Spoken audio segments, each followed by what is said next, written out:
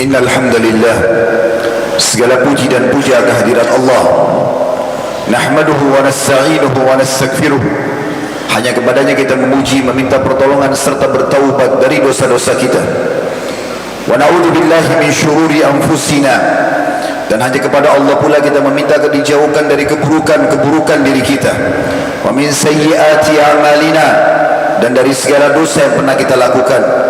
May yahdihillahu fala mudhillalah, barang siapa yang telah Allah berikan petunjuk maka tidak akan pernah sesat selamanya. Wa may yudlilhu fala hadiyalah, dan barang siapa yang telah Allah sesatkan maka tidak akan mendapatkan petunjuk selamanya. Asyhadu an la ilaha illallah wahdahu la syarikalah wa asyhadu anna Muhammadan abduhu wa rasuluh. Saya bersaksi tiada Tuhan yang berhak disembah kecuali Allah, dan Muhammad benar-benar hamba juga utusannya.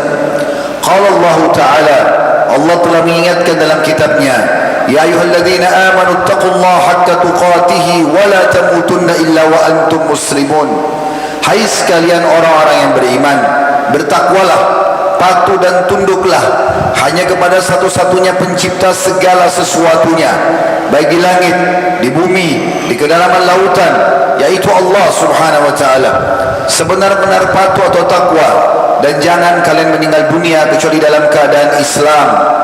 Di ayat yang lain qala Allah Ta'ala, ya ayuhan nasu taqu rabbakum alladhi khalaqakum min nafsin wahidah wa khalaqa minha zawjaha wa batha minhuma rijalan katsiran wa nisaa wattaqullaha alladhi tasaaluna bihi wal arham innallaha kana 'alaikum raqiba. Hai sekalian manusia, sekali lagi bertakwalah, hanya patuh dan tunduklah kepada Allah yang telah menciptakan kalian dari jiwa yang satu, yaitu Adam alaihissalam, dan telah menciptakan dari jiwa yang satu istrinya Hawa alaihissalam, dan telah banyak memberikan keturunan laki-laki juga perempuan dari keduanya. Sekali lagi bertakwalah kepada Allah dan jagalah hubungan silaturahim, sesungguhnya Allah senantiasa mengawasi kalian. Di ayat yang ketiga qala Allah Ta'ala, ya ayyuhalladzina amanu taqullaha wa qulu qawlan sadida yuslih lakum a'malakum wa yaghfir lakum dhunubakum wa man yuti'illaha wa rasulahu faqad faza fawzan 'azima.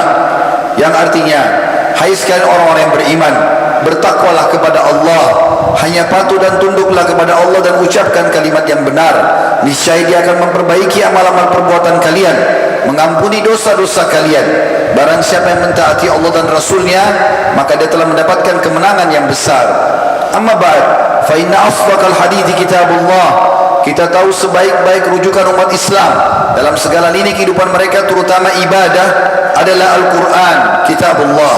Wa khair hadyu Muhammadin sallallahu alaihi wasallam, dan sebaik-baik petunjuk setelah Al-Quran adalah petunjuk Nabi besar Muhammad sallallahu alaihi wasallam yang dikenal dengan as-sunnah. Wa syarrul umuri muhdatsatuha, dan seburuk-buruk perbuatan terutama dalam ibadah yang tidak punya rujukan wahyu Al-Quran dan sunnah. Fa inna kulla muhdatsin bid'ah, semua ibadah yang tidak punya rujukan dikenal dengan perbuatan dalam agama. Wa nabidatin dhalalah, perbuatan baru yang tidak punya rujukan wahyu akan membawa pelakunya pada kesesatan, dan kesesatan akan membawa pelakunya ke dalam api neraka. Saudaraku seiman rahimani wa rahimakumullah, ada bulan di dalam Islam selain Ramadan yang semestinya setiap muslim memperhatikan bulan ini dan memperhatikan amalan-amalan yang ditekankan dalam syariat untuk beramal di bulan tersebut. Banyak umat Islam melalaikan bulan ini, yaitu bulan Zulhijjah. Sekarang kita berada di tanggal 17 Syawal, 12-13 hari lagi kita akan masuk ke bulan Zulqa'dah, bulan ke-11 dalam bulan Hijriah, dan setelahnya kita akan masuk bulan Zulhijjah. Kurang lebih 1 bulan 2 pekan dari sekarang.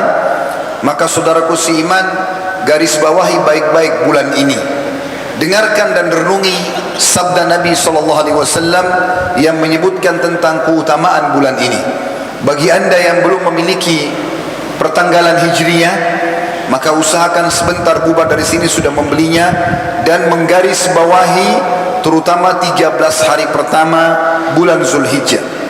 Beranjak daripada hadis Nabi SAW riwayat Bukhari, beliau bersabda, "Ma min ayyamin al-amalu salihu fihi ahabbu ila Allah min hadhihi al-ayyam." yakni ayyam al-ashr. Tidak ada hari-hari sepanjang tahun di mana seluruh jenis amal saleh yang dikerjakan lebih Allah cintai, baik wajib ataupun sunnah.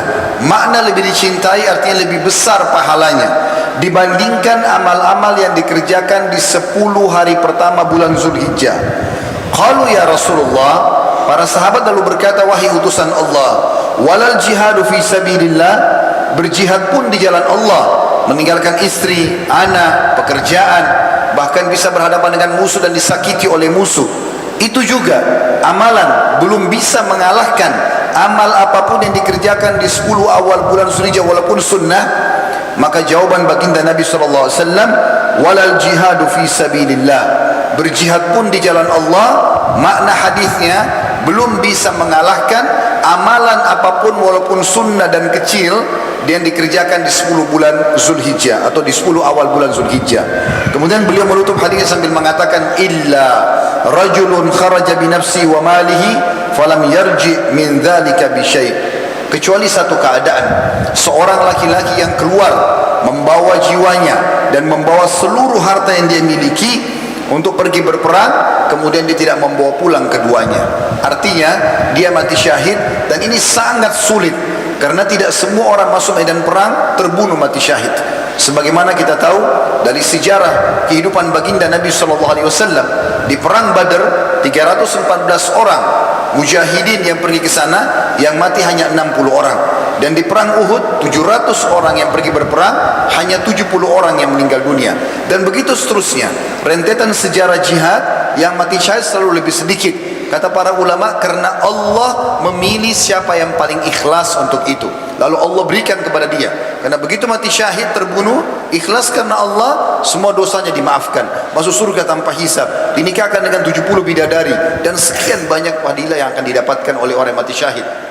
Tapi di sini, amal apapun yang saudaraku lakukan di 10 awal bulan Zulhijjah, walaupun cuma mengucapkan subhanallah sekali, alhamdulillah sekali, sedekah 1.000 rupiah, membaca satu huruf atau satu ayat dari Al-Quran, bisa mengalahkan pahala jihad. Dan yang bisa menyamai pahala amal yang dikerjakan 10 awal bulan Zulhijjah adalah seorang laki-laki yang keluar membawa jiwanya, membawa seluruh hartanya. Kalaupun dia punya 20 miliar, dibawa semua ke medan perang untuk membiayai jihad, semuanya habis, dia pun mati syahid, baru bisa menyamai pahala sekecil apapun amal yang dikerjakan di 10 awal bulan Zulhijjah.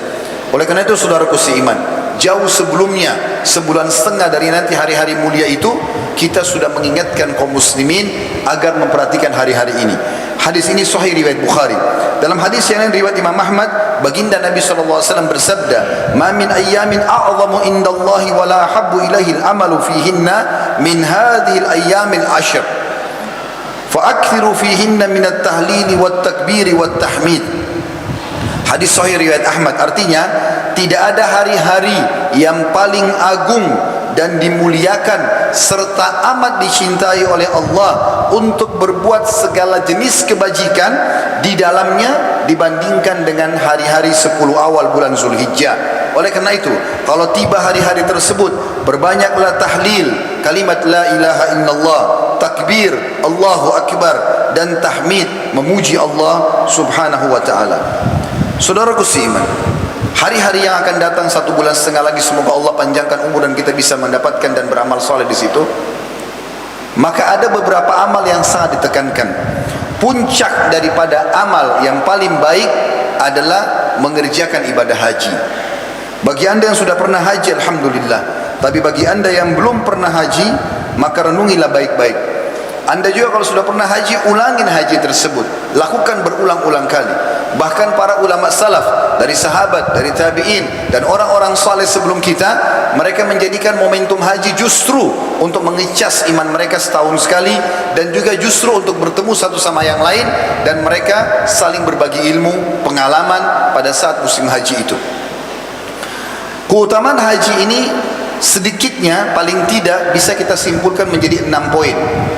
Yang pertama, haji itu merupakan amal yang paling afdal karena dia adalah rukun Islam dan kewajiban, dan dia wajib sekali dalam seumur hidup. sebagaimana dijelaskan dalam hadis Nabi SAW, kalau haji itu bagi yang mampu, dan yang keduanya sudah bukan lagi kewajiban tapi sunnah, tetapi pahalanya tetap bisa didapatkan. Nabi SAW bersabda tentang keutamaan haji ini merupakan amal yang paling afdal. Dikatakan oleh Abu Hurairah radhiyallahu anhu, su'ilan Nabiy sallallahu alaihi wasallam ayyil a'malil afdal, qala imanu billahi wa rasulih, qila thumma madha, qala jihadun fi sabilillah, qila thumma madha, qala hajjun mabrur. Nabi SAW pernah ditanya amalan apa yang paling afdal, artinya tingkatannya paling tinggi di sisi Allah Subhanahu wa taala. Maka beliau bersabda, yang paling tertinggi adalah beriman kepada Allah Subhanahu wa taala dan rasulnya Muhammad sallallahu alaihi wasallam. Kemudian ada yang bertanya, apalagi setelah itu yang paling afdal? Kata Nabi SAW, jihad di jalan Allah. Kemudian yang ketiga, orang itu bertanya lagi, apa lagi ya Rasulullah? Kata Nabi SAW, haji yang mabrur. Dan haji mabrur artinya haji yang memenuhi syarat dan rukun-rukunnya. Hadis ini sahih riwayat Bukhari. Yang kedua, haji akan menjadi penyebab masuk ke dalam surga. Kita hanya mengorbankan 6 hari sebenarnya. Haji itu cuma 6 hari. Tanggal 8 Zulhijjah, 9, 10, 11, 12 dan 13 Zulhijjah. Inilah hari-hari haji. Walaupun kita kadang-kadang kalau ikut dengan travel ONH Plus, biasanya sampai 23 hari untuk memperbanyak ibadah di sana, atau sama program pemerintah kita kurang lebih 40 hari juga untuk memperbanyak ibadah. Tapi inti haji hanya 6 hari. Tanggal 8 Zulhijjah sampai tanggal 13 Zulhijjah. Itu pun dari 6 hari ini yang wajib adalah 4. Tanggal 9, 10, 11, 12. Sementara 2 hari yang pertama dan akhir, tanggal 8 dan tanggal 13 Zulhijjah hukumnya sunnah. Tanggal 8 dan 13 Zulhijjah hukumnya sunnah. Nabi SAW menjamin surga bagi orang yang mengikuti ibadah haji ini, sebagaimana sabda beliau riwayat Bukhari Muslim, wal hajjil mabrur laisa lahu jaza illa al jannah. Dan balasan orang yang haji mabrur mengikuti syarat dan rukunnya adalah surga. Yang ketiga, dia termasuk jihad di jalan Allah atau selevel dengan jihad, bahkan bisa lebih tinggi daripada jihad itu. Sebagaimana hadis yang sahih riwayat Bukhari, Ummul Mukminin Aisyah radhiyallahu anha meriwayatkan, dia bertanya, "Ya Rasulullah, naral jihadu afdalal jihad. Naral jihadu atau naral jihad afdalal amal. Afala nujahid?" Qala, "La, lakin afdalal jihad hajjun mabrur." Wahai Rasulullah, kata Aisyah radhiyallahu anha, kami memandang bahwasanya jihad adalah amal yang paling afdal, karena setiap langkahnya diampuni dosanya, diberikan pahala. Kalau dia mati maka masih bisa masuk surga tanpa hisab. Maka apakah berarti kami semua pergi berjihad? Kata Nabi SAW, tidak. Tapi fahamilah, jihad yang paling utama adalah haji mabrur. Jadi ternyata jihad itu atau haji itu yang mengikuti syarat bisa selevel dengan jihad atau bahkan lebih tinggi daripada jihad. Yang keempat, haji yang benar tidak mengikuti syarat dan rukunnya dan menjauhi kemaksiatan akan menjadi pembersih dosa. Bukan hanya pembersih dosa biasa, tapi kalau pulang dari haji seperti baru dilahirkan oleh ibunya. Sebagaimana hadis yang sahih riwayat Bukhari, Abu Hurairah meriwayatkan radhiyallahu anhu bahwasanya Nabi SAW bersabda, "Man hajja lillahi falam yarfuth wa lam yafsuq raja'a yaumi waladathu ummu." Siapa yang haji ke Ka'bah, ke Baitillah, lalu dia tidak berkata-kata seronok atau berkata kemaksiatan, tidak berbuat kejahatan, maka dia akan pulang ke negerinya sebagaimana ketika baru dilahirkan oleh ibunya. Kata ulama hadis, yang dimaksud adalah dosa besar, dosa kecil semuanya dibersihkan pada saat pulang haji. Dan yang kelima, kalau ada orang mengatakan saya hanya bisa mampu sekali karena uang saya gunakan untuk itu, apakah saya harus menabung lagi untuk haji selanjutnya? Sementara yang wajib adalah sekali. Jawabannya iya. Kenapa? Karena memang mengulang-ulangi haji itu bukan hanya sekedar memberikan keutamaan yang kita sudah sebutkan tadi 4, tapi juga ada keutamaan yang kelima, yaitu semua yang saudaraku keluarkan atau infakkan, bayar untuk biaya pergi haji akan diganti oleh Allah Subhanahu wa taala. Bukan cuma itu, Allah Subhanahu wa taala akan menghilangkan kemiskinan, kesusahan hidup, sebagaimana hadis yang diriwayatkan oleh An-Nasai, Tirmidzi dan juga Imam Ahmad dan dihasankan oleh Syekh Albani. Hadisnya dari Abdullah bin Mas'ud radhiyallahu anhu, beliau berkata, bahwasanya Nabi SAW bersabda, tabi'u bainal haji wal umrati fa innahuma yanfiyanil faqra wad dhunuba kama yanfil kirul khabath al hadid wal dhahabi wal fidda wa laysa lil hajjatil mabrur thawaba illa al jannah. Ikutilah selalu haji dan umrah, selalulah umrah dan haji, ulang-ulangin, rutinitaskan, selalu jadikan program hidup, karena keduanya, umrah dan haji, akan menghilangkan kemiskinan. Kata ulama hadis, uang yang dikeluarkan akan diganti, kemiskinan yang sedang menimpanya akan diangkat, utangnya akan dilunasi, penyakitnya akan disembuhkan, dan dosa-dosanya akan dibersihkan, sebagaimana pembakaran menghilangkan karat pada besi, emas dan juga perak. Sementara tidak ada balasan bagi haji yang mabrur kecuali surga. Dan yang keenam, yang terakhir keutamaan haji adalah orang yang berhaji diijabah doanya. Selama dia dalam perjalanan haji, diijabah doanya. Selama dia ikhlas, permintaannya akan diijabah oleh Allah Subhanahu wa taala. Sesuai dengan hadis yang dihasankan oleh Albani, dan ini hadis diriwayatkan oleh Ibnu Majah. Ibnu Umar meriwayatkan dari anhu bahwasanya Rasulullah sallallahu alaihi wasallam bersabda, al-ghazi fi sabilillah wal haji wal mu'tamir wafdullahi da'ahum fa'ajabuhu wa sa'aluhu fa'atahum. Orang yang berperang di jalan Allah, orang yang pergi haji, orang yang pergi umrah adalah tamu-tamu Allah. Allah memanggil mereka, maka mereka pun memenuhi panggilan tersebut. Oleh karena itu, jika mereka meminta kepada Allah, pasti Allah akan memberinya. Itu yang pertama, saudaraku seiman, amal yang sangat ditekankan di 10 awal bulan Zulhijjah, yaitu haji. Kemudian yang kedua, sangat ditekankan untuk berpuasa selama 9 hari. Dan 9 hari yang dimaksud adalah 9 hari pertama bulan Zulhijjah, tanggal 1 sampai tanggal 9 Zulhijjah. Kalau anda tidak mampu, maka minimal puasa, ini berpuasa 9 hari, kalau anda tidak mampu minimal di tanggal 9-nya, atau dikenal dengan hari Arafah. Ini sesuai dengan hadis tadi yang disebutkan, atau dalam pertama tadi saya sebutkan hadis Bukhari, semua amal soleh yang dikerjakan di 10 awal bulan Zulhijjah lebih afdal daripada jihad. Maka ulama mengatakan, ada juga hadis yang menjelaskan kalau puasa itu adalah amal yang paling afdal. Sebagaimana hadis Bukhari Muslim, Allah berfirman tentang puasa, fa innahu li wa ana ajzi bihi yad'u syahwatahu wa ta'ama wa syarabahu min ajli. Puasa itu adalah milikku, aku akan balas langsung, kata Allah. Artinya pahalanya lebih besar daripada ibadah yang lain. Sungguh dia telah meninggalkan karena puasa itu syahwatnya, makanan dan minumannya, semata-mata karena aku. Dan juga Nabi SAW bersabda, ma min abdin yasumu yawman fi sabilillah illa ba'adallahu bidzalika wajhahu anin nari sab'ina kharifa. Hadis ini juga hadis sahih diriwayatkan oleh Imam Bukhari Muslim. Tidak ada seseorang pun yang berpuasa 1 hari saja karena Allah, maka Allah akan menjauhkan dengan 1 hari itu wajahnya dari api neraka sejarak 70 tahun. Sementara puasa di 9 awal bulan Zulhijjah sangat ditekankan oleh para ulama karena pahalanya lebih besar daripada jihad. Dan kalau anda tidak bisa, minimal puasa tanggal 9 Zulhijjah. Dan ini tepatnya 1 hari sebelum Idul Adha. Sebagaimana waktu ditanya kepada Nabi SAW, hadis sahih riwayat Imam Muslim, tentang keutamaan puasa hari Arafah, beliau mengatakan, siyamu yawma Arafah ahtasibu ala Allahi ayyukaffira sanata allati qablahu was sanata allati ba'dahu. Aku berharap, kata Nabi SAW, berpuasa pada hari Arafah melebur dosa-dosa setahun sebelum dan setahun sesudah. Yang ketiga, saya ringkaskan, adalah memperbanyak takbir, tahlil, berzikir dan berdoa. Sebagaimana Allah sebutkan secara khusus dalam surah Al-Hajj ayat 28 tentang keutamaan 13 hari pertama bulan Zulhijjah dan bulan Zulhijjah secara umum, tapi 13 hari pertamanya terutama di musim-musim haji ini atau di masa haji yang ditekankan. Allah berfirman, a'udzubillahi minasyaitonirrajim, Al-Hajj 28, wa yadhkuru ismallahi fi ayyamin ma'lumat, dan mereka memperbanyak menyebut nama Allah pada hari-hari yang telah ditentukan. Para ulama tafsir mengatakan ini yang dimaksud adalah 10 hari pertama bulan Zulhijjah.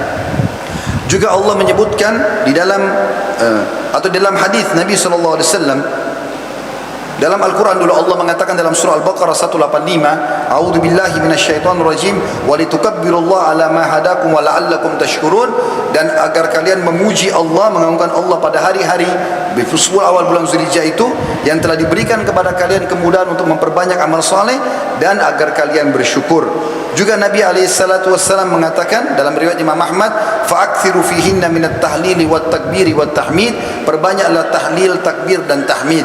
Juga Nabi SAW bersabda, terutama di hari Arafah di tanggal 9 Zulhijjah, walaupun kita sedang tidak haji, kalau yang lagi haji jelas diijabah doanya sebagaimana sudah kita jelaskan tadi, dan kalau anda sedang di Arafah itu diijabah doa, dan juga dibebaskan dari api neraka sebagaimana sabda Nabi SAW, tidak ada dalam hadis sahih, tidak ada hari yang paling banyak Allah bebaskan hamba dari api neraka dibandingkan hari Arafah. Kata ulama hadis, ini bagi yang hadir haji, juga yang bagi tidak haji, dia memohon kepada Allah agar diselamatkan dari api neraka. Dan juga dalam sabda yang lain kata Nabi SAW, doa hari Arafah diijabah, maka kita dianjurkan untuk berdoa pada saat tersebut. Kemudian selanjutnya adalah yang keempat, memperbanyak taubat kepada Allah SWT dari segala macam dosa, karena hari-hari ini adalah hari-hari yang mulia. Maka ulama mengatakan diikutkan dengan bertaubat kepada Allah, karena taubat adalah ibadah juga yang sangat besar pahalanya. Sebagaimana hadis Bukhari di mana Nabi SAW mengatakan, Allah lebih gembira dengan taubat hambanya daripada seseorang di antara kalian yang memiliki seluruh bekalnya dinaikkan ke tunggangannya atau untanya, kemudian dia pergi ke padang pasir yang tidak bertuan, kemudian dia tertidur di bawah pohon, lalu kemudian dia bangun, untanya sama bekalnya semua sudah hilang. Kemudian dia keliling-keliling di padang pasir tersebut, dia tidak temukan bekalnya dan untanya. Setelah itu dia mengatakan, saya kembali ke pohon yang pertama untuk saya tidur lagi, semoga saja saya bangun, atau saya tidak terbangun lagi, saya meninggal dunia. Pada saat dia tertidur dan dia bangun, ternyata untanya dan seluruh bekalnya ada di dekatnya. Bagaimana gembiranya orang ini, Allah Subhanahu wa ta'ala lebih gembira daripada orang tersebut. Dan yang terakhir teman-teman sekalian, ada 2 poin, dan ini sudah kita tahu tentunya tentang masalah bagaimana seseorang sholat Idul Adha, ya, baik orang yang haji ataupun tidak haji. Kalau yang haji hukumnya jadi sunnah, dan kalau yang tidak haji tentu lebih ditekankan lagi sunnah muakkadah. Ini dianjurkan hadir sebagaimana sudah kita sering kerjakan, dan ini juga punya keutamaan tersendiri sebagaimana baginda Nabi SAW melakukan sholat Idul Adha dan juga berkurban.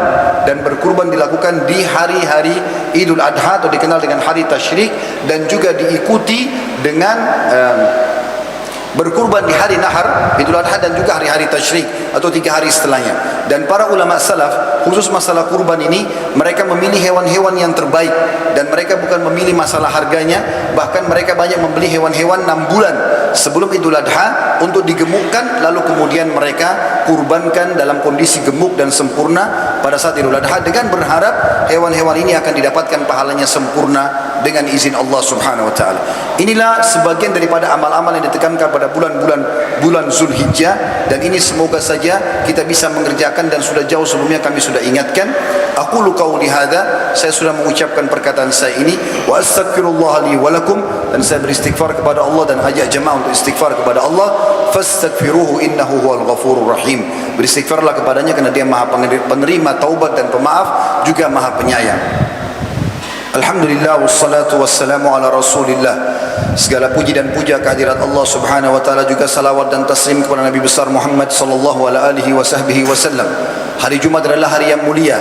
Ada waktu diijabah doa oleh Allah Subhanahu wa taala, dan ada 2 buah riwayat. Riwayat yang pertama riwayat Imam Muslim di mana Nabi alaihi salatu wasallam bersabda, hari Jumat adalah hari yang mulia, tidak ada seorang muslim berdoa kecuali diijabah oleh Allah. Dan kejarlah doa itu pada saat imam atau khatib sedang duduk di khutbah kedua sampai diiqamahkan solat. Makanya semua khatib yang memahami masalah ini pasti akan berdoa di khutbah kedua. Dan riwayat yang kedua riwayat Imam Nasai di mana Nabi SAW bersabda, Jumat ada 12 waktu, maksudnya 12 jam kalau kita dari subuh sampai maghrib. Tidak ada seorang muslim yang berdoa di waktu-waktu tersebut kecuali diijabah. Dan kejar lebih banyak berdoa setelah asar sampai terbenam matahari. Maka jangan kita sia-siakan waktu yang mulia ini. Mari kita hadirkan hati dan fikiran kita untuk berdoa kepada Allah Subhanahu wa taala, semoga diijabah. Alhamdulillahi rabbil alamin. Kami memujimu ya Allah sebagaimana layak kau dipuji sebagai pencipta. Kami yakin engkau maha melihat, maha mendengar, maha mengetahui, dan engkau lah yang telah memudahkan kaki-kaki kami melangkah ke masjidmu untuk melaksanakan salah satu kewajibanmu ini. Maka ya Allah, kami memujimu sampai kau ridho dan menerima pujian kami, dan kami mengucapkan salam hormat kami, salawat dan taslim kepada bimbingan kami Nabi besar Muhammad sallallahu alaihi wasallam, sebagaimana engkau telah mengucapkan salam hormat kepadanya bersama dengan malaikatmu. Ya Allah, kami tidak berkumpul di tempat yang mulia ini kecuali dengan niat ingin menjalankan kewajiban yang telah Engkau bebankan kepada kami, maka terimalah seluruh amal soleh yang pernah kami kerjakan, yang sedang kami kerjakan, yang akan kami kerjakan sampai menjelang ajal datang nanti, baik wajib ataupun sunnah. Dan ya Allah, gantilah seluruh dosa-dosa kami, tidak terkecuali, kecil ataupun besar, sengaja tidak sengaja, samar ataupun nyata, menjadi pahala sebagaimana Engkau janjikan dalam kitab-Mu, ulaika alladzina yubaddilullahu sayyi'atihim hasanat. Mereka adalah orang-orang yang telah Allah ganti dosa-dosa mereka menjadi pahala. Ya Allah, gantilah dosa-dosa kami, kedua orang tua kami, seluruh kerabat kami, bahkan muslimin dan muslimat, mukminin dan mukminat, gantilah semua menjadi pahala dengan kemahamurahan-Mu.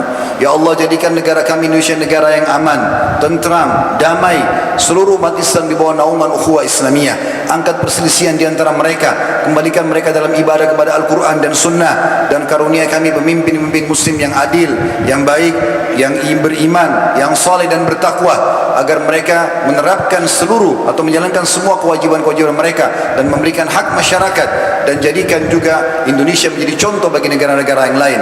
Lunasi seluruh utang-utang kami ya Allah. Siapapun yang hadir di masjid ini, yang seluruh muslimin yang menghadapi utangnya dilunasi ya Allah, dan siapapun yang sedang sakit sembuhkanlah, angkatlah penyakitnya tanpa bekas, dan siapapun yang masih menghadapi permasalahan, kesedihan, yang belum memiliki keturunan, yang belum memiliki pasangan yang baik, maka karuniakanlah mereka semua kebaikan-kebaikan tersebut. Ya Allah, maafkanlah seluruh kesalahan kami yang telah menjadi penyebab rezeki kami tertahan dari langit. Ya Allah, tolonglah saudara-saudara kami di Palestina, di Syria, di Yaman, di Irak, di Myanmar, di Ahsa, dimanapun mereka berada sedang tertindas. Ya Allah, ikhlaskan niat mereka, terima para syuhada mereka, muliakan Islam di tangan mereka dan tangan kami semua, dan ikut sertakan kami bersama mereka di pahala, baik dengan doa, dengan harta, juga dengan jiwa kami. Dan ya Allah, satukanlah kami semua di surga Firdaus-Mu sebagaimana Kau satukan kami dari majlis dalam majlis Jumat yang mulia ini. Rabbana atina fid dunya hasanah wa fil akhirati hasanah wa qina adzabannar wa adkhilnal jannata ma'al abrar. Ya azza wa jalla, sallallahu alaihi Muhammadin walhamdulillahi rabbil alamin. Inna Allah ya'mur bil adli wal ihsan. Ketahuilah saudaraku seiman, Allah selalu menyuruh kita berbuat kebaikan dan ketaatan.